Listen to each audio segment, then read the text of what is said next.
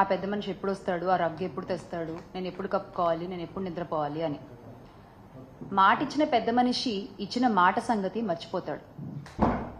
మరుసటి రోజు ఉదయం ఆ మనిషికి ఆ మాట గుర్తొచ్చి బయటకు వచ్చి చూస్తే అప్పటికి ఆ పేదవాడు చనిపోయి ఉంటాడు. అతని చేతిలో ఒక ఉత్తరం ఉంటుంది. అది తీసుకుంటే దాంట్లో ఇలా రాసి ఉంటుంది: అయ్యా, నా శరీరం చలిలో ఉన్నా ఆ చలికి అలవాటు పడిపోయి ఉంది, బతికున్నా నేను అప్పుడు. కానీ మీరు కలిగించిన ఒక ఆశ వల్ల, మీరు చెయ్యలేనటువంటి ఒక మాటని మీరు చెప్పడం వల్ల, ఆ ఆశతో నా శరీరం ఆ చలికి తట్టుకునే శక్తిని కోల్పోయి అలా చచ్చిపోయి ఉన్నాను. అప్పుడు ఆ పెద్ద మనిషికి అర్థమైంది, ఓహో, మనం ఇలా తెలియకుండా ఒక ప్రాణాన్ని తీసేసామా అని. ఇక్కడ ఆ మాట ఇచ్చిన పెద్ద మనిషి ఎవరు అని నేను అడగట్లా, ఆ పేదవాడు ఎవడు అని కూడా నేను అడగట్లా. తెలుసుకోవాల్సింది ఏంటి అంటే, చేత కానప్పుడు, చెయ్యలేనప్పుడు మాటలు చెప్పకూడదు, ఆశలు కలిగించకూడదు. వీటినే అచ్చ తెలుగు భాషలో చెప్పాలంటే శుష్క వాగ్దానాలు అంటారనమాట.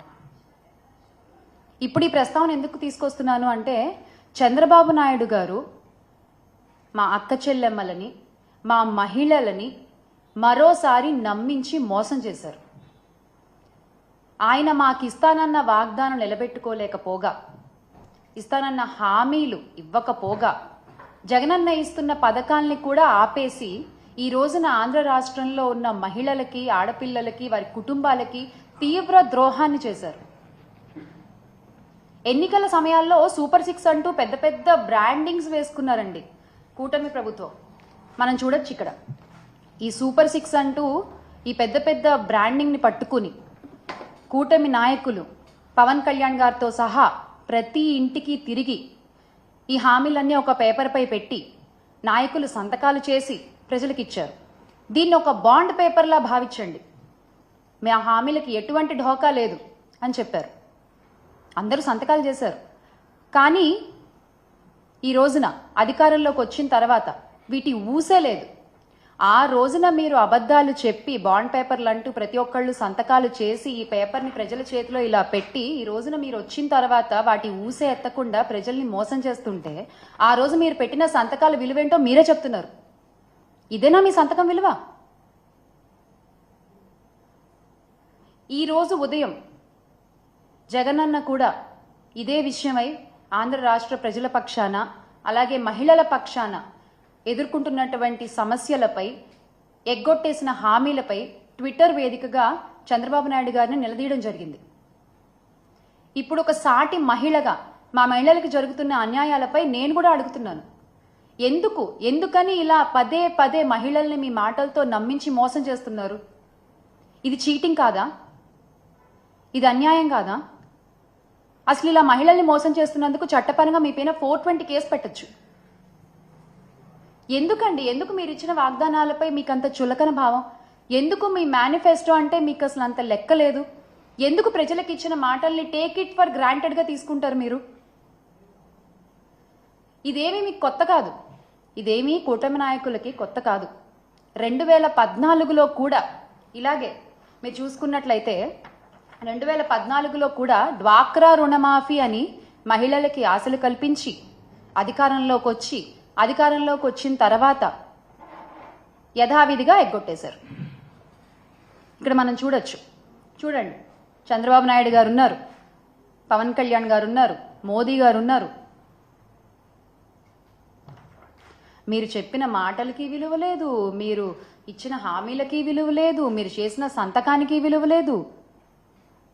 అంటే పోన్లే పాపం మహిళలు పదే పదే నమ్ముతున్నారు మనల్ని, చాలా చులకనగా తీసుకోవచ్చు, చాలా తేలిగ్గా మోసం చేసేయచ్చు అనుకుంటున్నారా మీరు?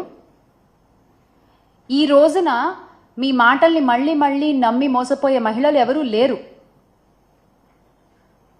ఖచ్చితంగా ప్రతి మహిళ ఈరోజు మిమ్మల్ని గద్దె దించే ప్రయత్నం చేస్తున్నారు. మీరు ఆ విషయం గ్రహించాలి. అసలు అన్ని హామీల్లోకి కూడా తల్లికి వందనం అనేది మా ముఖ్యమైనటువంటి హామీ అని మీరు చెప్పుకుంటూ వచ్చారు. ఆ తల్లికి వందనం గురించి మీరు ఎలా ప్రచారం చేశారో కూడా ప్రతి ఒక్కళ్ళకి తెలుసు. ఏడాదికి రూపాయలు 15,000 చొప్పున ఇస్తామన్నారు. అది ఇవ్వకపోగా మీరు అధికారంలోకి రాగానే జగనన్న ఇస్తున్నటువంటి అమ్మఒడి పథకాన్ని కూడా ఆపేశారు. గత 7-8 నెలలుగా పిల్లలు, తల్లులు మీరు ఇస్తానన్న ఆ తల్లికి వందనం హామీ కోసం ఎదురు చూస్తూనే ఉన్నారు. ఆ పిల్లల ఎదురు చూపులకి మీరు ఏం సమాధానం చెప్తారు? ఆ తల్లుల ఎదురు చూపులకి మీరు ఏం సమాధానం చెప్తారు? వాళ్ళ భవిష్యత్తుకు మీరేమి సమాధానం చూపిస్తారు? మేము ప్రశ్నిస్తున్నాం ఈ రోజున రాష్ట్రంలో ప్రతి ఒక్కళ్ళు జగన్మోహన్ రెడ్డి గారు ఉంటే అనేటువంటి ప్రశ్నని వాళ్ళకి వాళ్ళు వేసుకుంటున్నారు. ఖచ్చితంగా దానికి తగ్గ సమాధానాన్ని త్వరలోనే మీకు చూపిస్తారు. అసలు ఏ రకంగా ప్రచారం చేశారండి మీరు? ఇంటింటికి తిరిగి ఎంతమంది పిల్లలు ఉంటే ప్రతి ఒక్కళ్ళకి నీకు 15,000, నీకు 15,000, నీకు 15,000, ఒకళ్ళుంటే 15,000, ఇద్దరుంటే 30,000, ముగ్గురుంటే 45,000, నలుగురుంటే 60,000 ఇలా చెప్పుకుంటూ పోయారు కదా. రామానాయుడు గారు అయితే, గౌరవ మంత్రి రామానాయుడు గారు అయితే ఆయన అసలు ప్రతి గ్రామానికి తిరిగి ప్రతి ఇంటికి తిరిగి ఏ విధంగా ప్రచారం చేశారో ఆయన చేసినటువంటి స్కిట్లు ఇప్పటికీ ప్రతి ఒక్కళ్ళ ఫోన్లలో ఆడియో రూపంలో, వీడియో రూపంలో మనం వింటూనే ఉన్నాం. చాలామంది రింగ్ టోన్లుగా కూడా పెట్టుకున్నారు, మర్చిపోకుండా దాన్ని. కానీ మీరేమైనా చేస్తున్నారా? లేదు. ఒకసారి మనం రామానాయుడు గారు ఏ విధంగా ప్రచారం చేశారో చూద్దాం.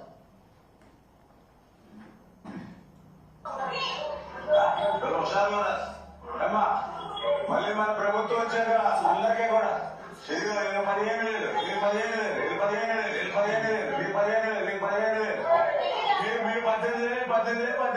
మళ్ళీ రాసి పెట్టుకోండి. మళ్ళీ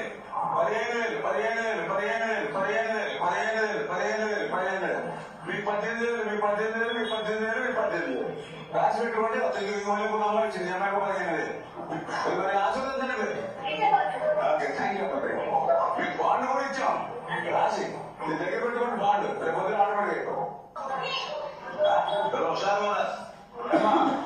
మళ్ళీ మన ప్రభుత్వం వచ్చాక అందరికీ కూడా 15,000 ఈ విధంగా ప్రచారం చేసి రాసి పెట్టుకోండి. ఎక్కడ రాసి పెట్టుకోవాలి? నుదుటి మీద రాసి పెట్టుకుంటున్నారు. మళ్ళీ సారి అద్దంలో చూసినప్పుడల్లా మనకు కనిపించడానికి.